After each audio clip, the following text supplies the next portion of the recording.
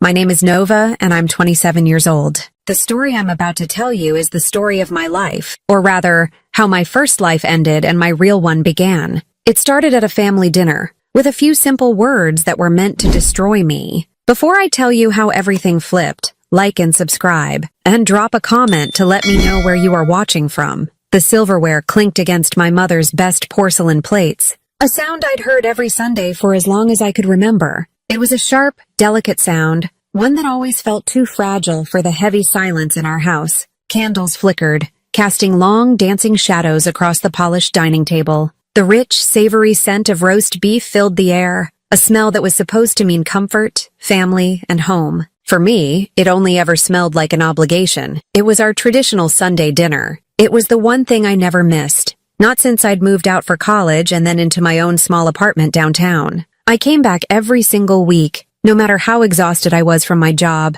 no matter how much I dreaded the 2 hours of forced smiles and polite nods. It was what a good daughter did, and I had spent my entire life trying to be a good daughter. Mom, whose name is Sandra, sat at the head of the table. She was in her element, the queen in her castle. She wore a silk blouse and that same smug smile that never, ever reached her eyes. It was a smile of satisfaction, of knowing everything was exactly where she wanted it to be. Dad, Mark, sat to her right, meticulously carving the roast. He focused on the task with an intensity that bordered on surgical, his shoulders hunched slightly. He was avoiding confrontation, which was less of a hobby for him and more of a full-time job. And my older brother Ryan sat across from me. At 29, he was the golden child, the success story. He was already a regional manager at some logistics firm, and he never let anyone forget it. He scrolled through his phone, his thumb moving in a lazy, rhythmic swipe, pretending to be too busy, too important for simple family talk. And then there was me. I sat quietly, trying to blend in with the wallpaper. I made myself small, took small bites of food, and hoped that if I was quiet enough, no one would notice I was there. My strategy was simple: be invisible. It was a skill I had perfected over 27 years of practice. Usually it worked. Tonight, Mom decided otherwise. "Nova," she said suddenly. Her voice was sharp, cutting through the low chatter and the clinking of forks. Everyone stopped. Dad paused his carving. Ryan's thumb froze mid-swipe. All eyes were on me. I swallowed the piece of potato in my mouth. It felt like a stone going down. "Yes, Mom? You're still working at that tiny marketing agency, right?" she asked. She said the word tiny as if it were something dirty. I nodded, keeping my eyes on my plate. I picked up my fork and pushed a green bean around. "Yes, Mom, it's going well." "Going well?" She scoffed, a short, ugly sound. "Your brother just got promoted. He's a regional manager now. He has 100 people working under him. And you're still wasting your time at some startup that no one has ever heard of. When are you going to do something that actually matters?" I felt the familiar heat rise in my cheeks, the familiar sting behind my eyes. I blinked it back and forced a polite smile. It was the one I kept in my pocket for just these occasions. "I'm happy for Ryan. My job is good for me. I'm learning a lot." "Learning what?" "How to get coffee for your boss." Ryan snickered from across the table, not even looking up from his phone. "That's enough, Ryan," Dad mumbled, but his voice had no authority. It was a puff of air, gone before it could have any effect. Mom wasn't done. She leaned forward slightly, her eyes narrowing. "Honestly, I should have known. You've always been different." My stomach dropped. It wasn't the first time I'd heard that word. My whole life I was different. I was the quiet one while Ryan was loud. I was the artistic one while he was athletic. I was the sensitive one while he was tough. The word had always been used to dismiss me, to mark me as less than, but the way she said it tonight felt different. It was heavier. It was loaded with something dark and ugly, something she had been holding back for a very long time. It was meant to hurt. "What's that supposed to mean?" I asked. My voice was quiet, much quieter than I wanted it to be. She didn't hesitate. She didn't even blink. She looked me straight in the eye, and the smug smile was gone, replaced by a look of cold, hard satisfaction. "It means you're not my real daughter, Nova, and I'm tired of pretending you are." The world stopped. The ticking of the grandfather clock in the hallway sounded like a hammer striking an anvil. The flicker of the candle flames seemed to freeze mid-air. I could feel the blood drain from my face. Dad's carving knife slipped, making a loud scratching sound against the porcelain plate. Ryan finally looked up from his phone, his mouth slightly open. "What?" My voice was a whisper, a tiny thread of sound in the crushing silence. Mom leaned back in her chair, folding her arms across her chest. She looked triumphant, as if she had just won a long and difficult battle. "You're adopted. We took you in as a favor to a family friend who got into some trouble, but raising you has been nothing but one disappointment after another. You don't fit in. You never did. You're not one of us." Each word was a perfectly aimed dart, striking me in the chest. A favor? Disappointment. Not one of us. My throat went dry. It wasn't just the shock of the words themselves. It was the venom in her tone. It was the way she said favor like I was a piece of secondhand furniture she'd been forced to take. The way she said disappointment with 27 years of resentment behind it. I was charity, not family. I looked at my brother. Ryan looked away, staring at the wall behind me, his jaw tight. His silence was his agreement. It was louder than her cruelty. I looked at my dad. He was staring down at the roast beef, his face pale and slack. He wouldn't meet my eyes. He wouldn't defend me. He never had. In that moment, something inside me shifted. The part of me that had always been desperate for their approval, the part that had twisted itself into knots trying to please them, simply vanished. It was like a string had been cut, and a weight I didn't even know I was carrying fell away. I stood up, my movements slow and deliberate. I pushed my chair back, and the sound of its legs scraping against the hardwood floor was deafening. "Thank you for dinner," I said. My voice was calm. It was steady. It was certain. It didn't tremble at all. Mom frowned, her perfectly sculpted eyebrows knitting together. She was confused. This wasn't the reaction she had expected. She had wanted tears. She had wanted screaming. She had wanted a scene. I wasn't giving it to her. "That's it? After everything I just told you? You're just going to leave?" I met her eyes. For the first time in my life, I didn't shrink away from her gaze. I held it. "You've already said everything that needed to be said," and I turned around and walked out. I didn't run. I didn't slam the door. I walked down the hallway, past the photos on the wall of a family I was never really a part of. I opened the front door and stepped out into the cool night air. It felt clean, fresh. I walked down the driveway to my car, got in, and drove away. No shouting, no tears, just silence. It was the kind of deep, profound silence that ends one life and begins another, because what my mother, in her moment of cruel triumph, didn't know was that she hadn't wounded me. She had just handed me my freedom on a silver platter. She thought she was revealing a secret, but I already knew the truth, and I was just waiting for her to be cruel enough to say it to my face. It all started with an accident, a simple, mundane request. It was a Saturday afternoon 6 months before my world officially shattered at the dinner table. Dad had called me, his voice tinny over the phone, asking if I could come over and help him find some old tax files from the 90s. He said his back was acting up, and he didn't want to be climbing up and down the basement stairs. I agreed, of course. I was the good daughter, always available, always willing to help. The basement was exactly as I remembered it, a concrete tomb for forgotten things. It smelled of damp earth, dust, and cedar from the moth-repellent blocks Mom scattered in every corner. Fluorescent lights hummed overhead, casting a sterile, buzzing glow on stacks of cardboard boxes. Old furniture draped in white sheets like sleeping ghosts, and shelves filled with jars of preserved peaches that had to be at least a decade old. Dad pointed me toward a leaning tower of boxes in the far corner. "They should be in one of those," he said, before retreating upstairs to the safety of his armchair. I spent the next hour digging through a history of our family's finances. Box after box of receipts, bank statements, and tax returns. My hands were covered in a fine layer of gray dust. It was mind-numbingly boring, but I pushed on, determined to find what he needed so I could get out of there. Finally, at the very bottom of the stack, I found a box that was different. It wasn't a standard cardboard moving box. It was a heavy-duty document box, the kind lawyers use, with a hinged lid and metal-reinforced corners. Taped across the top was a yellowed piece of paper with my mother's sharp, angry handwriting on it. It said, "Private, do not open."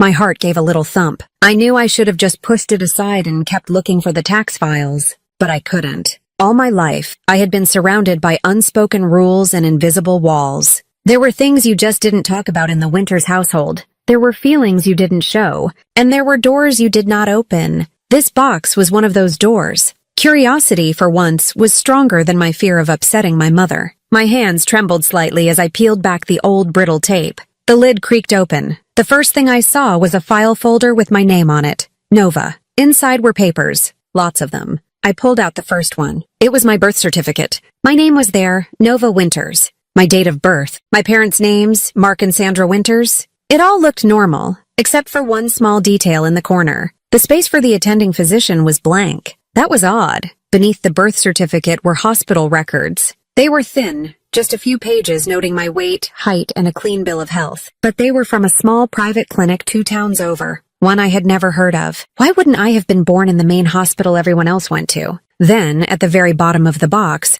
I found a bundle of letters, tied together with a faded blue ribbon. They were not in my mother's handwriting or my father's. The paper was thick and expensive, like something from a fancy stationery store. I untied the ribbon and unfolded the top letter. My eyes scanned the page, and the words seemed to leap out at me, rearranging everything I thought I knew about myself. The letterhead was embossed with a crest, a silver shield with a hawk in the center, its wings outstretched. Beneath it, in elegant script, were 2 words, the Linfields. My blood ran cold. I froze. Everyone in the state, maybe even the country, knew that name. The Linfields owned Linfield Corporation, a massive tech empire that had its hands in everything from software to aerospace engineering. They were practically royalty in our part of the world, unimaginably wealthy, powerful, and intensely private. The letter was dated 27 years ago, just a few weeks after I was born. It was addressed to Mark and Sandra Winters. I read the first line, my hand shaking so badly the paper rattled. To the Winters family, thank you for taking Nova during this transition. We trust she is settling in well. As we discussed, discretion is of the utmost importance. We will arrange for the first of the monthly payments to be transferred as agreed upon by the end of the week. This arrangement will continue until custody is formalized. Please ensure no public records reflect her true heritage. I had to read it 3 times before the meaning sank in. Monthly payments, custody, heritage, discretion. The words echoed in the damp, silent basement. I sank down onto a dusty old trunk, the letter still in my hands. It wasn't just that I was adopted. That would have been a shock, but this was something else entirely. This wasn't an adoption. It was an arrangement, a transaction. I hadn't been chosen out of love by a couple desperate for a child. I had been placed, I had been hidden, and my so-called parents had been paid to do it. A cold, heavy stone settled in the pit of my stomach. Every dismissive comment from my mother, every time she called me different, every moment I felt like an outsider in my own home, it all clicked into place. I wasn't just imagining it. I was an outsider. I was their dirty little secret, their monthly paycheck. I carefully put the letters back in the box, tied the ribbon, closed the lid, and pushed it back to the bottom of the stack, exactly where I had found it. I found the tax files my dad wanted in another box and took them upstairs. Find them? He asked, not looking up from the television. Yes, I said, my voice sounding strange and distant to my own ears. They were at the bottom. I went home that day and felt like a ghost in my own life. I looked in the mirror and saw a stranger. My eyes, a shade of blue-gray that nobody else in my family had. My hair, a dark brown that wasn't like my mother's blonde or my father's reddish-brown. All the little things that had made me feel disconnected now seemed like glaring, obvious clues. I wasn't just adopted. I had been hidden. And as I sat in my quiet apartment that night, a new, fierce feeling began to grow in the emptiness inside me. It was a burning need to know the truth. Who were the Linfields? And why did they give me away? For the next few weeks, I lived in a fog. During the day, I went to work at the marketing agency, sat in meetings, wrote copy, and smiled at my colleagues. I went through the motions of my old life, but my mind was elsewhere. It was in that dusty box in the basement, turning over the words in that letter again and again. Monthly payments, discretion, true heritage. At night, my real work began. My small apartment became a command center. I spent hours hunched over my laptop, diving headfirst into the rabbit hole of the Linfield family. They were notoriously private, but their company, Linfield Corporation, was very public. I read every article, every press release, every shareholder report I could find. I learned about their corporate structure, their philanthropic work, and their public history. The family was headed by a formidable patriarch, an old man named Theodore Linfield, who had built the empire from the ground up. He had one son, Alexander Linfield, who was now the CEO. I searched for any mention of a scandal, a death, a secret child from 27 years ago. I found nothing. The Linfields had a pristine public image, carefully curated over decades. It was a digital fortress. Trying to find a crack was exhausting and demoralizing. I felt like I was chasing ghosts. There were days I almost gave up, convinced I would never find the truth, that I was destined to be Nova Winters, the disappointing, out-of-place daughter, forever. But then, I had an idea. I couldn't breach the fortress from the outside, but maybe I could find someone on the inside. I started searching for employees of Linfield Corporation on professional networking sites. I looked for people who had been with the company for a long time, people in executive support roles who might know the family's secrets. It took weeks of patient searching, but eventually I found a name, Grace. She was listed as the personal assistant to the CEO, Alexander Linfield. She had been with the company for over 30 years. If anyone knew anything, it would be her. My heart pounded as I drafted an email. I rewrote it a dozen times, terrified of saying the wrong thing. I couldn't just blurt out that I thought I was the CEO's secret daughter. She would delete it and flag my email as spam, or worse, have their lawyers send me a cease and desist letter. I had to be careful, vague but intriguing. I settled on a simple, direct subject line, personal inquiry regarding a matter from 27 years ago. In the body of the email, I wrote that I had recently discovered documents connecting my birth to the Linfield family, and that I believed it was a matter of extreme personal importance. I gave my name and phone number. Then, with a deep breath, I hit send. For 2 months, I heard nothing. I checked my email 100 times a day. Every notification made my heart leap into my throat, only to be followed by the familiar sting of disappointment. I started to lose hope. I had taken my shot, and I had missed. Then, one rainy Tuesday morning, a reply appeared in my inbox. The sender was simply G. The message was short and cryptic. Meet me at the Atrium Cafe downtown. Thursday, 2 p.m. Come alone. My hands were shaking as I drove downtown that Thursday.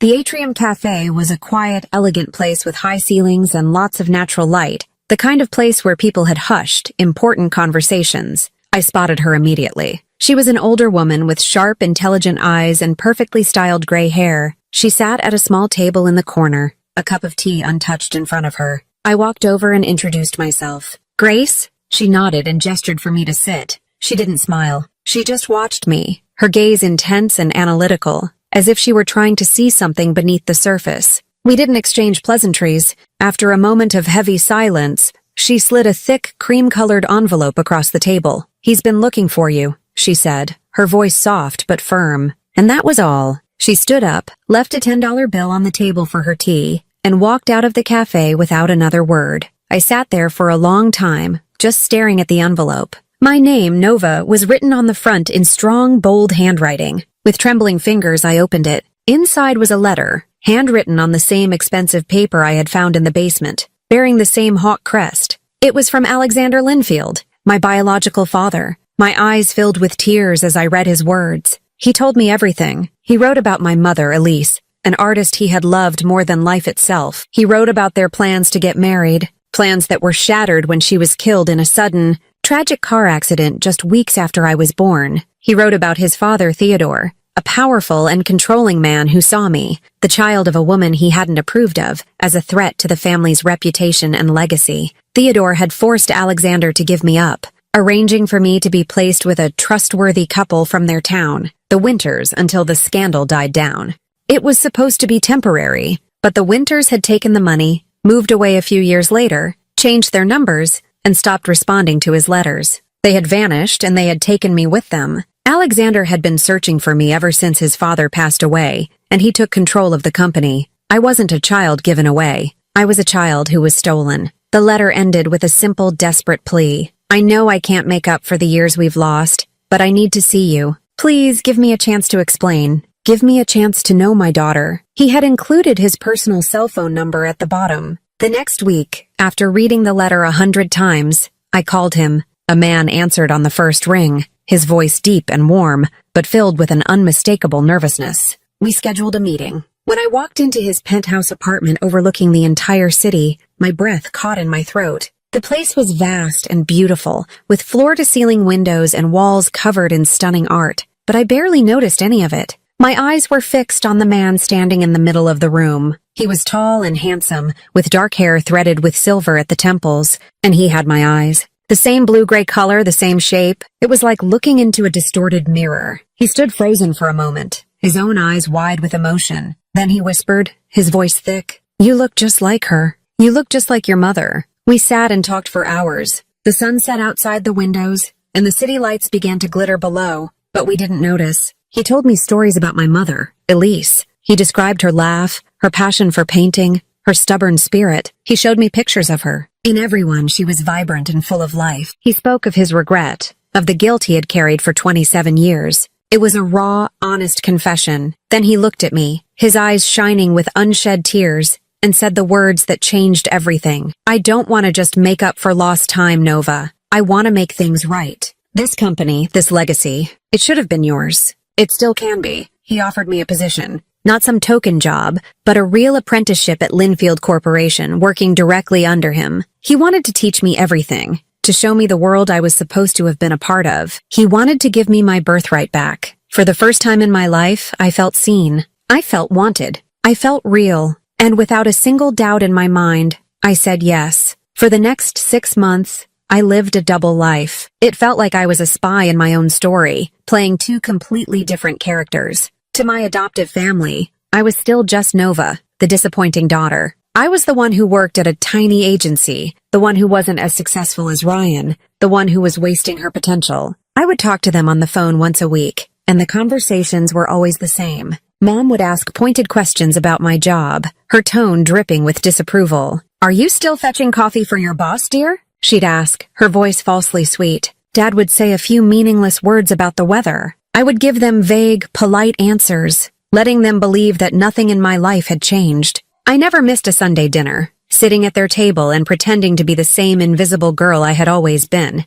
It was the hardest acting job of my life, but every weekday I would put on a different costume. I traded my simple work clothes for tailored business suits. I would drive my modest sedan to a parking garage downtown and swap it for the sleek black town car that Alexander sent for me every morning. I would walk into the gleaming glass and steel skyscraper of Linfield Tower, a place that pulsed with power and ambition. There, I wasn't Nova Winters, the marketing assistant. I was Nova Linfield, the secret heir. My real life was a whirlwind. My apprenticeship wasn't about filing papers or making copies. Alexander threw me into the deep end from day one. I sat in on board meetings, my pen flying across my notepad as I tried to keep up with discussions about billion-dollar acquisitions and global market strategy. I spent hours with the heads of every department: finance, legal, research and development, global operations. They were told only that I was a special consultant working directly for the CEO, and they were instructed to teach me everything they knew. Alexander was a brilliant teacher. He wasn't just my father. He was my mentor. He didn't just give me information. He taught me how to think. He taught me how to read a balance sheet and see the story behind the numbers. He taught me how to walk into a negotiation, project confidence I didn't feel, and control the room. One afternoon, we were in a tense meeting with a rival tech firm. They were being aggressive, trying to lowball us on a patent deal. I was just supposed to be observing, but I noticed something in their proposal, a small loophole in the language that could cost us millions down the line. I was terrified to speak up, surrounded by seasoned executives who had been doing this longer than I'd been alive. But I felt Alexander's encouraging gaze on me from across the table. I took a deep breath and pointed out the flaw. The room went silent. Our company's lawyers reviewed the clause and their eyes widened. I was right. We changed our offer, and the other team, caught off guard, folded. Walking out of that meeting, Alexander put a hand on my shoulder. "Your mother had that same eye for detail," he said, a proud smile on his face. She could see things no one else could. In that moment, I felt a connection, not just to him, but to the mother I never knew. I wasn't just learning business. I was discovering parts of myself that had been dormant my whole life. Our relationship grew beyond the boardroom. We started having lunch together every day in his private dining room. He would tell me more stories about Elise, and I would tell him about my life, about the quiet loneliness and the constant feeling of being an outsider. He listened with a painful intensity, his face filled with regret for the childhood he had missed. He was trying to piece together the daughter he had lost, just as I was trying to understand the father I had just found. It was a delicate, careful process of two strangers learning to become family. One evening, we were working late in his vast office, the city lights twinkling like a carpet of stars below us. We had been going over quarterly projections for hours, and I was exhausted but exhilarated. He leaned back in his chair and looked at me, his expression serious. "You're a natural at this, Nova," he said, his voice quiet. "You have the intelligence, the instinct, but more importantly, you have the integrity. You have your mother's heart." He paused, then continued. "When I eventually retire, this will all be yours. I want you to inherit Linfield Corporation." I stared at him, my throat suddenly tight. The scale of what he was saying was overwhelming. It wasn't just a job or a title. It was a legacy. It was a kingdom, and he was offering it to me. I thought I would cry, but I didn't. Instead, a powerful sense of purpose settled over me, a feeling of rightness, as if a piece of my soul that had been missing had finally clicked into place. Finally, someone saw me, not as a burden, not as a disappointment, but as a future. I smiled through the lump in my throat. "I won't let you down," I whispered. From that day on, something inside me changed. I walked taller. I spoke with more confidence. The timid, invisible girl who used to blend into the wallpaper was fading away. In her place, someone new was emerging, someone stronger. I was shedding the skin of Nova Winters and finally, truly, becoming Nova Linfield. I knew a confrontation with the Winters family was inevitable, but for the first time in my life, I wasn't afraid. I was ready. Part 5. The Dinner That Broke the Silence. The day of that final Sunday dinner, I woke up feeling strangely calm. For the past 6 months, I had been dreading this inevitable collision of my two worlds. But that morning, getting ready in my apartment, I felt a sense of quiet clarity. I chose my outfit carefully, a simple, elegant dark blue dress. It was understated but professional. It was a suit of armor. I still went to that dinner because I needed to see it through to the end. I needed to close that chapter of my life myself, on my own terms. For years, I had gone to these dinners seeking some crumb of affection or approval. Tonight, I was going for a different reason. I was going as an observer, a scientist studying a strange and dysfunctional species in its natural habitat. I was going to get the one thing I now knew they were capable of giving me, the truth of their feelings, spoken aloud. When I walked in, the atmosphere was as tense as ever. Mom gave my dress a critical once-over. Ryan grunted a hello without looking up from his phone. Dad gave me a weak, watery smile. Nothing had changed. And yet everything had. I was no longer the nervous girl desperate to please them. I was the CEO in training of a multi-billion-dollar corporation.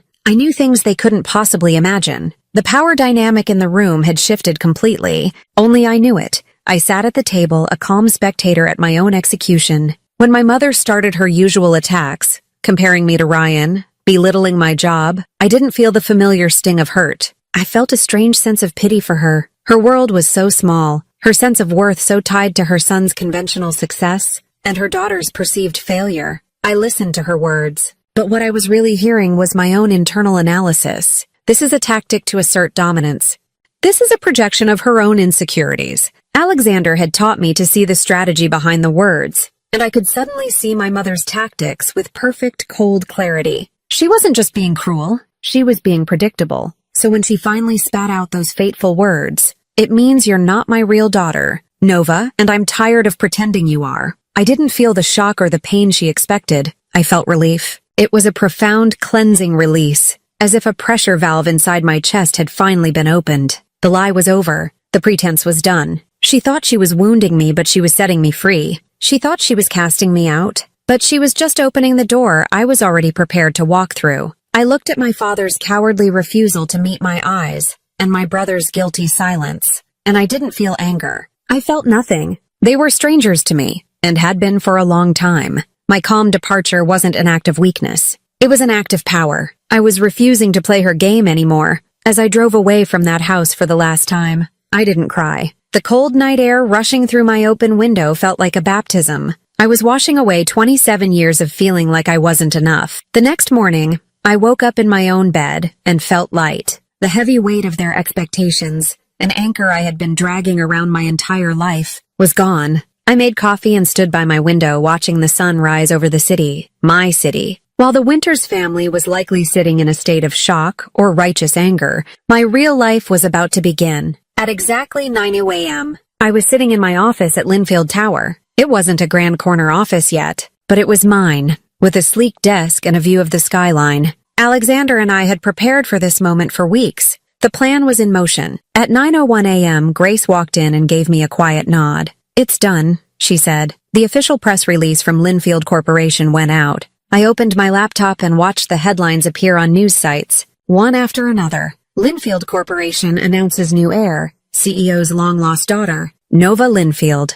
The secret daughter, Alexander Linfield, reveals 27-year-old secret. From obscurity to heiress, the incredible story of Nova Linfield. The internet exploded. My phone, which had been silent all morning, began to light up like a Christmas tree. The screen flashed with incoming calls, one after another. Mom, Dad, Ryan. Mom again. Dad. A text from Ryan. "What is going on?" "Call me!" I looked at the buzzing phone on my desk. I watched their names flash on the screen, a frantic, desperate plea for my attention. Then, with a slow, deliberate movement, I reached over and pressed the silence button. The screen went dark. The buzzing stopped. I turned back to my computer, took a sip of my coffee, and started my first official day of work. The silence was the most powerful sound I had ever heard. The 3 days after the news broke were a blur of organized chaos. My life, which for months had been a secret neatly tucked away, was now international headline news. The story was irresistible. The long-lost heiress, the secret adoption, the dramatic return. It was a modern-day fairy tale, and I was at the center of it. My phone didn't stop ringing, but it wasn't the Winters family anymore. It was reporters, news anchors, and producers from morning talk shows. I was shielded from all of it by Linfield Corporation's formidable public relations team, a group of sharp, efficient people who moved with the precision of a military unit. They drafted statements, arranged a single, carefully controlled interview, and built a protective wall around me. Inside that wall, I was busier than I had ever been. Alexander was by my side constantly, not as a CEO, but as a father. He guided me through the storm, his calm presence a steady anchor. We met with lawyers to formalize my legal name change and my position in the company. We met with the board of directors, where Alexander officially presented me as his successor. I looked into the faces of some of the most powerful people in the country, and I didn't flinch. I answered their questions with the knowledge and confidence I had spent the last 6 months earning. I was no longer an apprentice.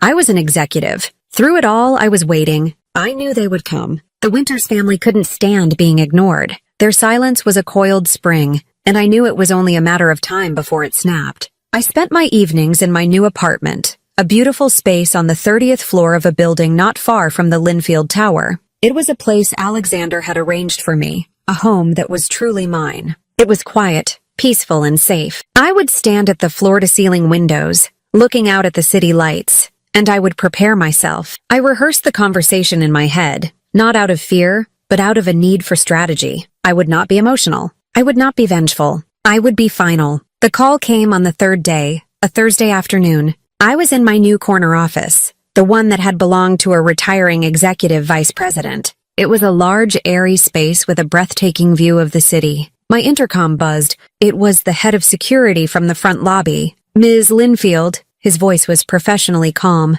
There is a family here claiming to be your relatives. Mark, Sandra, and Ryan Winters. They are demanding to see you. I felt a moment of absolute stillness. The waiting was over. I leaned back in my large leather chair, the chair that symbolized everything I had become. I felt no fear, no anxiety, just a quiet, powerful sense of control. Send them up, I said. I stood up and walked to the window, watching the traffic moving far below. They were my past, coming to visit my present, a present they could never have imagined for me. When the door to my office opened, I didn't turn around immediately. I let them enter. I let them see the space. I let them feel how small and out of place they were in my new world. Finally, I turned. They stood there like ghosts, pale and bewildered. Sandra, my former mother, looked haggard. The smug confidence was gone, replaced by a desperate, fearful energy. Her eyes darted around the office, taking in the expensive art on the walls, the massive mahogany desk, the sheer scale of the room. Dad hovered behind her, his hands shoved in his pockets, his shoulders slumped in a permanent posture of defeat. And Ryan, the golden boy, looked lost. His usual arrogance had vanished. He just stared at me, his mouth slightly agape, as if he were seeing me for the first time. Sandra found her voice first. It was a different voice than the one she had used at dinner. It was soft, trembling, and utterly fake. "Nova," she started, taking a tentative step forward. "Oh, Nova, we were so worried. When we saw the news, we didn't know what to think. We didn't mean what we said the other night. We were just angry. You know how I get." I didn't move. I remained standing by the window, letting her words hang in the air and evaporate. I leaned back against the desk. "You were honest, Sandra," I said. My voice was even and calm. Using her first name felt like drawing a final, unshakable boundary. "For the first time in a very long time, you said what you truly felt." She flinched as if I had slapped her. "That's not true. We love you. You're our daughter." "Am I?" I asked, raising an eyebrow. "You seemed pretty clear on that point last Sunday." Her face began to crumble, the soft, pleading mask falling away to reveal the familiar anger beneath. "You can't seriously believe these people," she spat, gesturing wildly around the office as if Alexander were hiding behind a plant. "They're lying to you. They're trying to use you. We're your family. We raised you, believe? I said quietly. I walked slowly from the window to my desk, the gentle click of my heels on the marble floor the only sound in the room. I sat down in my chair, the position of ultimate authority. They were standing. I was sitting. I don't have to believe anything. I have proof. I opened a drawer in my desk and pulled out a slim file folder. I opened it and slid a piece of paper across the vast, polished surface of the desk. It was a copy of the first letter from the Linfields. I found your little box in the basement, Sandra, I said. The one marked private. I saw the letters. All of them. I then slid another paper across the desk. It was a bank statement from 27 years ago,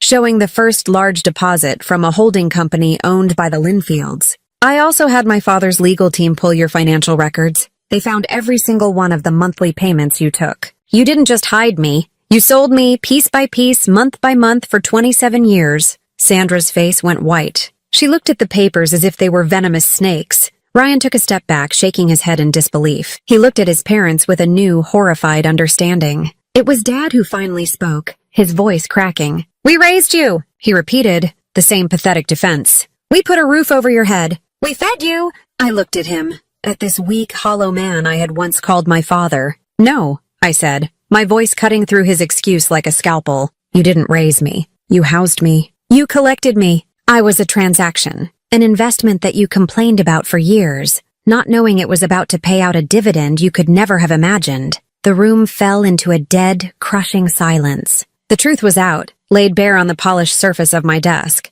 They had no lies left to hide behind.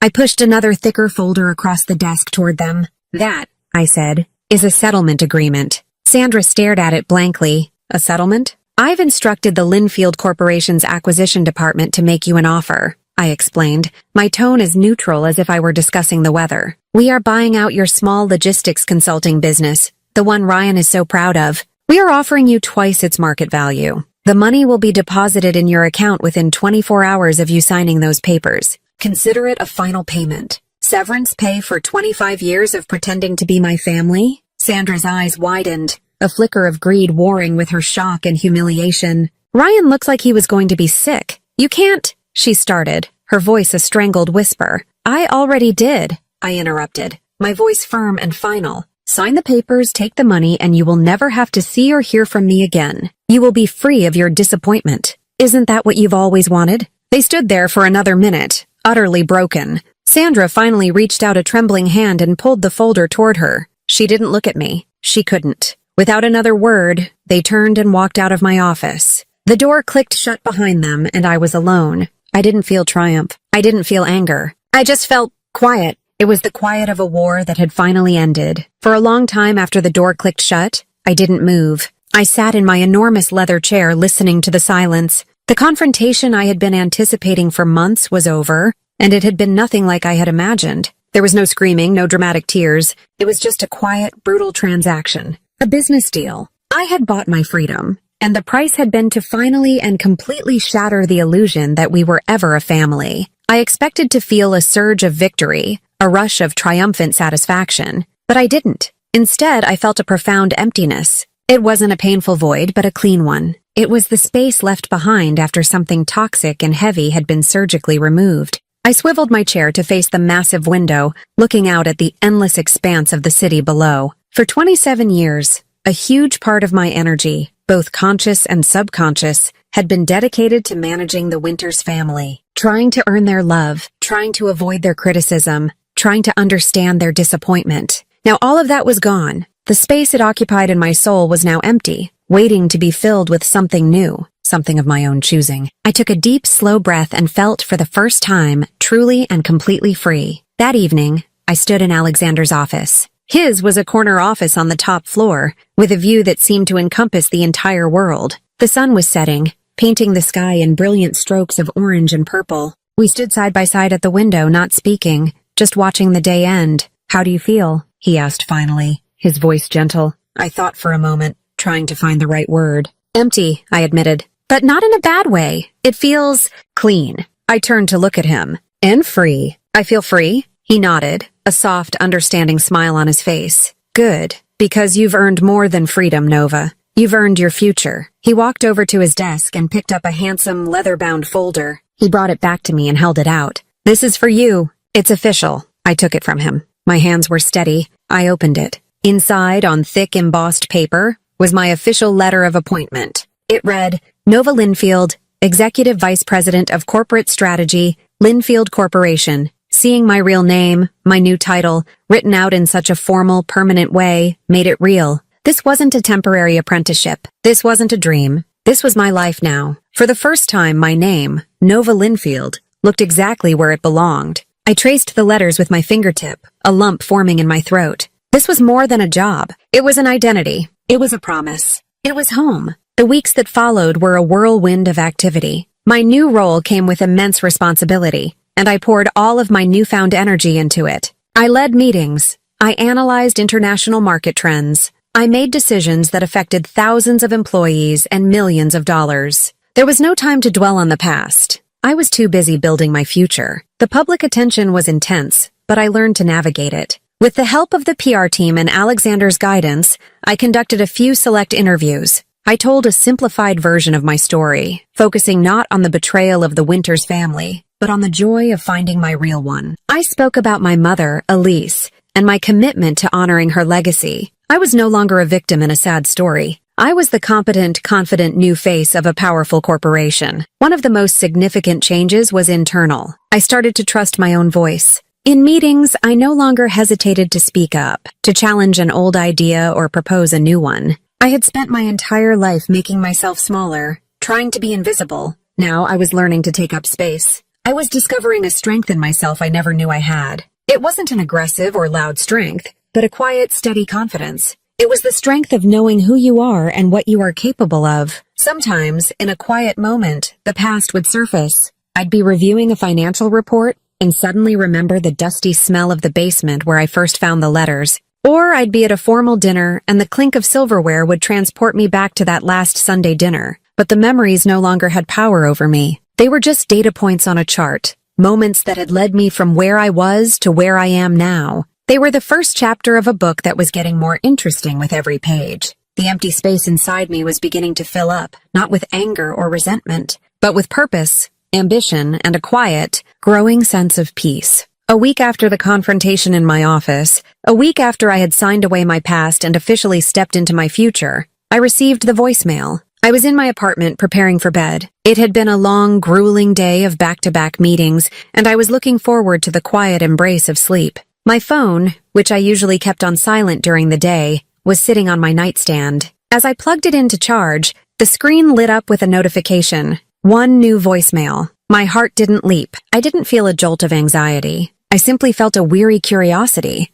I knew with a deep certainty who it was from. I pressed the play button and held the phone to my ear. Sandra's voice filled the quiet room. It was shaky and thin, a ghost of its former sharp, commanding tone. It was the voice of someone who had been crying. Nova, she began, her voice cracking on my name. It's me. I saw your interview on the news today. The one with that famous anchor. There was a long pause, filled with the sound of a shaky intake of breath. You look different. So confident. Another pause. I got the money, she said, her voice dropping to a near whisper. It's in the account. It's more money than we've ever seen. She let out a sound that was half sob, half laugh. It was a broken, ugly sound. I don't know what to say, she continued, her words stumbling over each other. Except, I'm sorry. I really am. I never thought you would make something of yourself like this. I always thought you were just drifting. I was wrong. I was so wrong. The message ended. The automated voice of the voicemail service came on,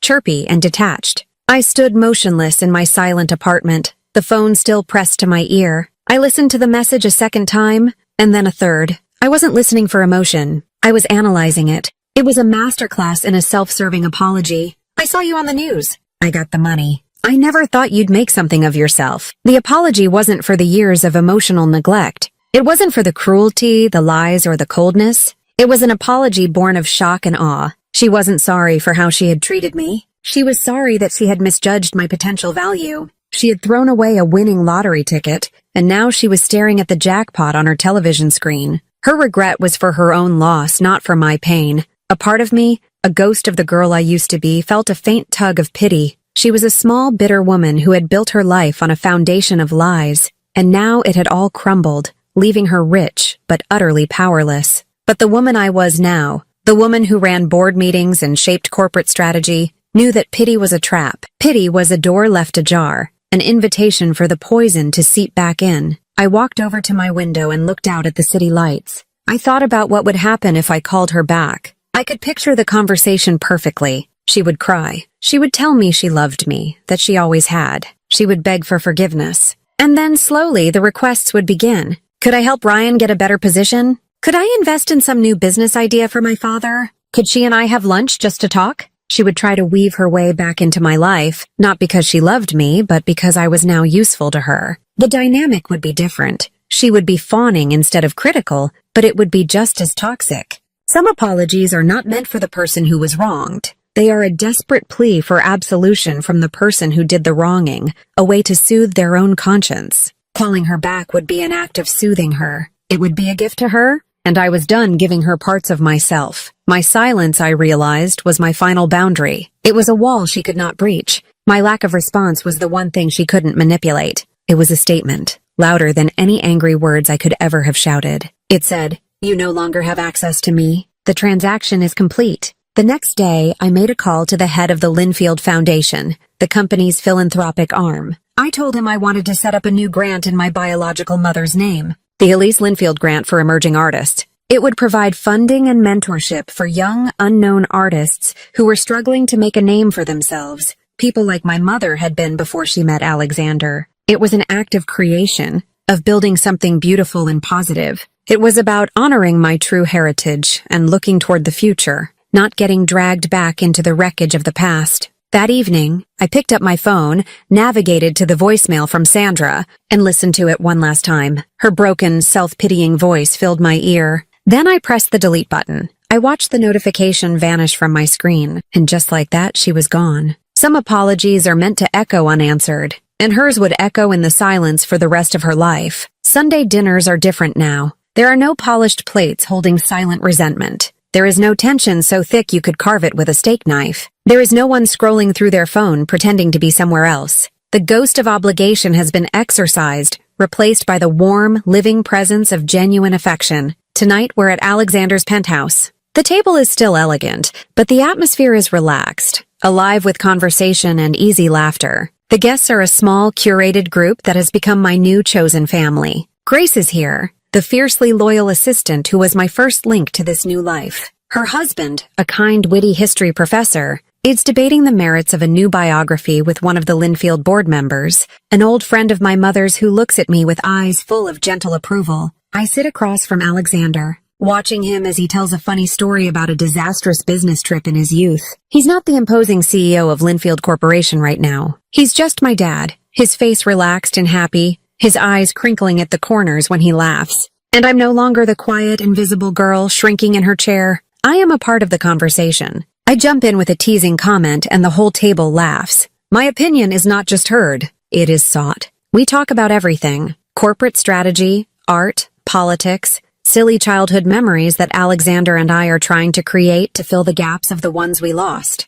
It is a symphony of normal, happy family life, and it is a music I have never heard before. Later, as Grace and I help clear the dessert plates, Alexander comes to stand beside me at the kitchen counter. He looks out at the living room, where the others are still laughing and talking. "It's good to have this house full of life again," he says quietly. "After your mother, it was quiet for a very long time. I feel a familiar pang of sadness for the mother I never knew, for the years he and I lost. But tonight, the sadness is a gentle ache, not a sharp pain. It's a bittersweet reminder of how precious this new life is." We return to the table for coffee, and the conversation turns to the new grant I established in my mother's name. The board member, whose name is Eleanor, tells me that the first round of applications was overwhelming, filled with incredible young talent. "You've done a wonderful thing, Nova," she says, her kind eyes shining. "You have your mother's spirit. She always wanted to help people." Then Alexander looks at me from across the table, his expression soft and full of a love that is so open and unconditional it still takes my breath away sometimes.